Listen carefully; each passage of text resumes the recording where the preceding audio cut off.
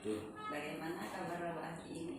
Alhamdulillah dalam keadaan baik, sehat, selalu dilindungi oleh Allah Subhanahu wa Ta'ala. Amin. Sebelumnya saya berterima kasih kepada Bapak karena telah meluangkan waktunya untuk melaksanakan wawancara kali ini.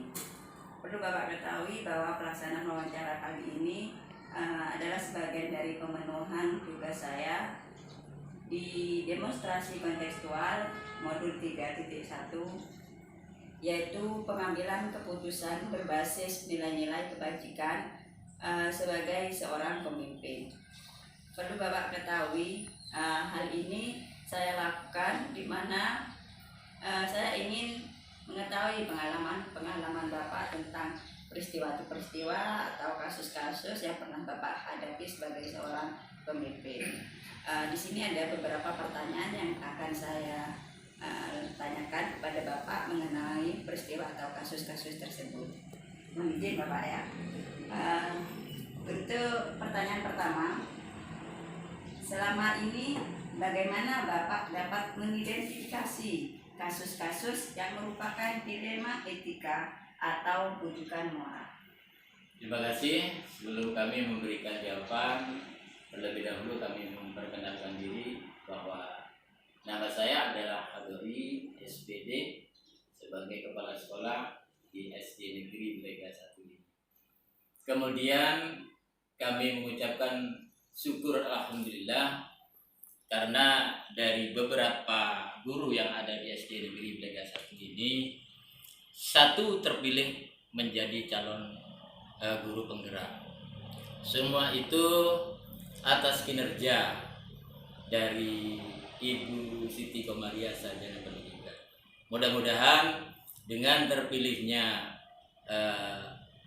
calon guru penggerak di SD kami ini sangat bermanfaat, khususnya bagi SD Negeri Blega 1, Kecamatan Blega, Kabupaten Batang.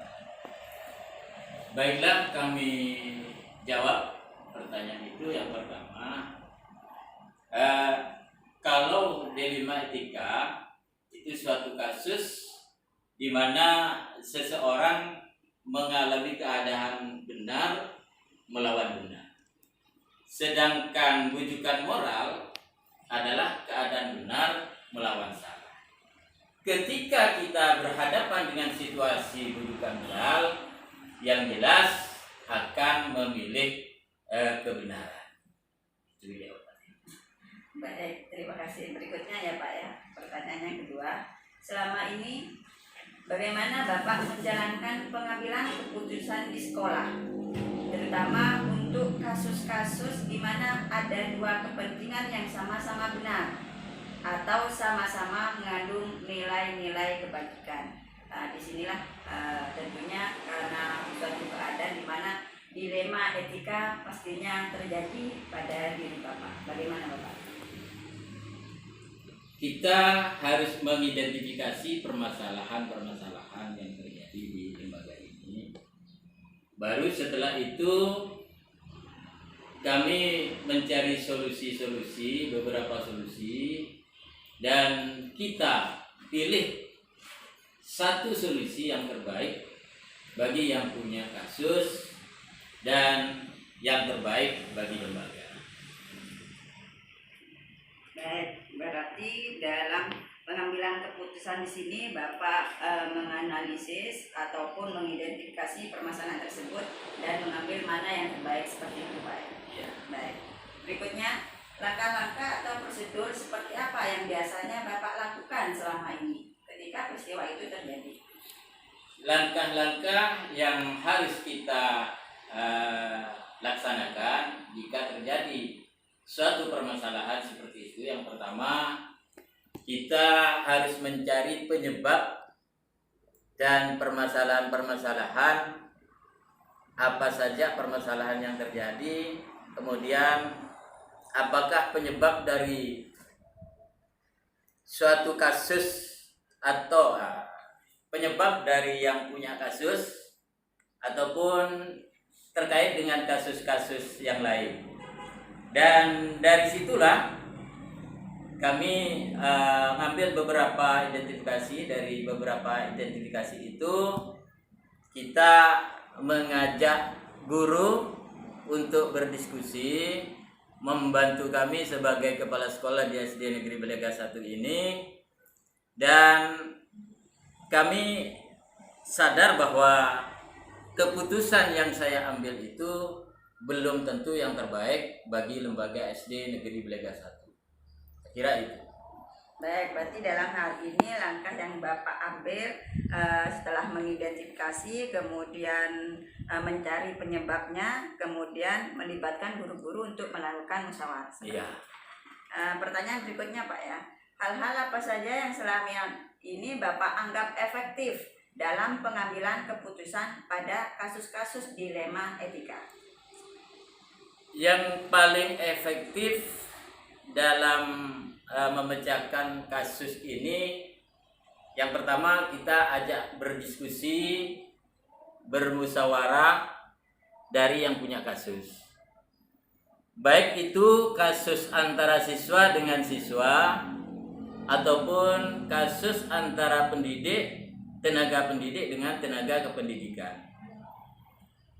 Dari hal itu kita ajak berdiskusi untuk mengutarakan dari yang punya kasus itu apa yang menjadi faktor penyebab dan mengapa sampai berbuat seperti itu. Apa alasannya? Nah, baru setelah kita itu tahu tentang alasan penyebabnya, maka kita carikan alternatif pemecahannya yang menguntungkan bagi kedua pihak, baik itu bagi yang punya kasus dan juga baik bagi lembaga SD Negeri Belega 1. Baik, berarti selama ini Bapak yang akan Bapak lakukan berdiskusi, kemudian bermusyawarah, kemudian mencari faktor penyebabnya, kemudian setelah mencari faktor penyebab mencari alternatif pemecahan masalah, baik itu dari kedua belah pihak yang mengalami kasus. Baik, pertanyaan berikutnya Pak, hal-hal apa saja yang selama ini merupakan tantangan dalam pengambilan keputusan pada kasus-kasus dilema etika? Tantangan selama ini tentang kasus yang paling berat bagi saya terjadi beberapa bulan yang lalu, bahwa kasus di sekolah di mana pada waktu itu pelakunya adalah alumni SD Negeri Belega 1. Kemudian dengan kejadian itu, kalau kita angkat ke yang berwenang atau yang berwajib, maka kami merasa kasihan terhadap alumni tersebut. Artinya kalau kita mengangkat ke jalur hukum. Tetapi saya merasa khawatir bisa jadi mengajak temannya untuk berbuat kasus lagi di lembaga seperti yang pernah terjadi. Tetapi kami sadar apapun yang terjadi, saya harus mengutamakan penekanan disiplin, sehingga bagaimana ke depan lembaga kami SD Negeri Belega 1 ini menjadi cerah dan tetap kondusif. Baik, itu merupakan salah satu kasus yang pernah Bapak hadapi, yang merupakan tantangan bagi Bapak selama pengalaman Bapak menjadi seorang pemimpin di sini. Iya. Baik Pak, pertanyaan berikutnya, apakah Bapak memiliki sebuah tata kala atau jadwal tertentu dalam sebuah penyelesaian kasus dilema etika ini? Apakah Bapak langsung menyelesaikannya di tempat atau memiliki sebuah jadwal untuk menyelesaikannya? Bentuk atau prosedur seperti apa yang Bapak jalani? Selama ini kami tidak membuat jadwal karena kejadian itu tidak akan terjadi setiap hari, setiap minggu, bahkan setiap bulan. hanya sewaktu-waktu kejadian itu akan terjadi, tetapi harapan kami mudah-mudahan tidak pernah terjadi lagi seperti beberapa bulan yang lalu.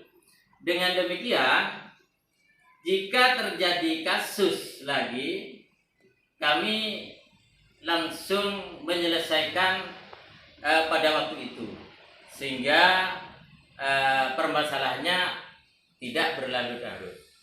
Saya kira seperti itu. Berarti dalam penyelesaian kasus di sini Bapak langsung menyelesaikan seperti itu, Pak, ya. Dengan langkah-langkah seperti apa yang pernah Bapak katakan di awal, mencari penyebabnya, mengidentifikasi, kemudian mencari alternatif pemecahan. Baik, pertanyaannya berikutnya, adakah seseorang atau faktor-faktor apa yang selama ini mempermudah atau membantu Bapak dalam pengambilan keputusan dalam kasus-kasus dilema etika? Yang membantu kami untuk menyelesaikan kasus adalah kami bekerja sama dengan semua pihak. Kita berkompromi, baik itu guru, wali murid atau orang tua, di mana jika terjadi kasus kita langsung berinteraksi atau berkompromi dengan orang lain atau orang tua atau wali murid.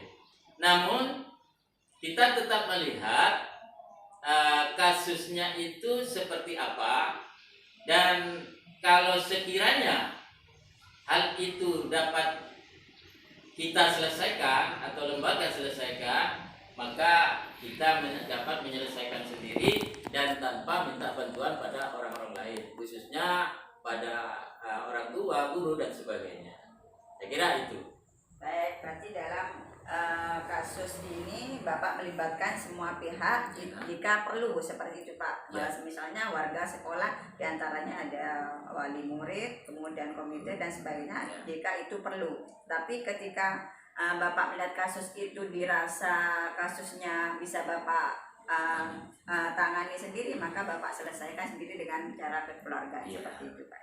Baik, ini adalah pertanyaan yang terakhir, Pak. Dari semua hal yang telah disampaikan, pembelajaran apa yang dapat Bapak petik dari pengalaman Bapak mengambil keputusan dilema etika? Pembelajaran dari yang biasa kita ambil dengan terjadinya kasus-kasus ini, bahwa kita sadar bahwa setiap manusia hidup itu pasti mempunyai masalah. Karena yang diinginkan setiap manusia itu tidak cocok dengan kenyataan yang ada, sehingga akhirnya timbul suatu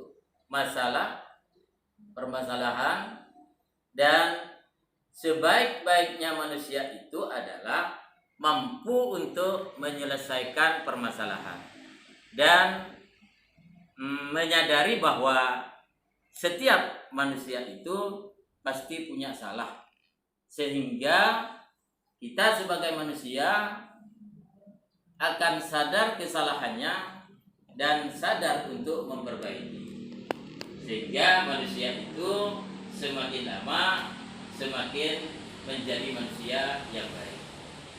Itu pembelajaran yang bisa kami ambil dari kejadian-kejadian kasus yang pernah kami alami di SD Negeri Blega 1. Baik, berarti pembelajaran yang dapat Bapak ambil dari semua kasus yang pernah Bapak alami di sini, setidaknya setiap manusia itu memiliki pemikiran yang berbeda, sehingga semua permasalahan tentu dalam kehidupan kita sehari pasti ada, tapi setidaknya kita berharap bahwa manusia bisa berpikir lebih dewasa, berpikir untuk tidak membuat kesalahan, apalagi dan membuat manusia lebih baik lagi, seperti itu, Pak. Baik, Pak, semua pertanyaan sudah saya ajukan pada Bapak. Sekali lagi saya ucapkan banyak terima kasih karena Bapak berkenan meluangkan waktunya pada saya untuk wawancara kali ini. Mohon maaf juga saya ucapkan pada Bapak karena telah mengganggu dari sekian banyak kesibukan-kesibukan yang Bapak jalani pada kegiatan hari ini. Mudah-mudahan dengan harapan wawancara kali ini bisa menjadi pengalaman berharga terutama untuk saya, bagaimana caranya mengambil keputusan yang baik di antara dilema etika ataupun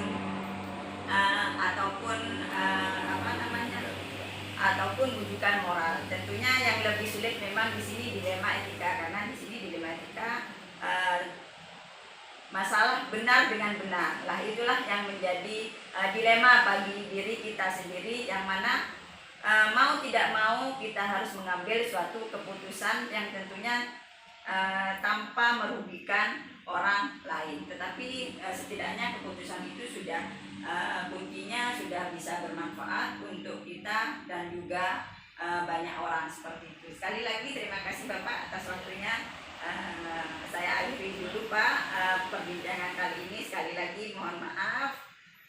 Wabillahi taufiq wal hidayah. Assalamualaikum warahmatullahi wabarakatuh. Waalaikumsalam warahmatullahi wabarakatuh.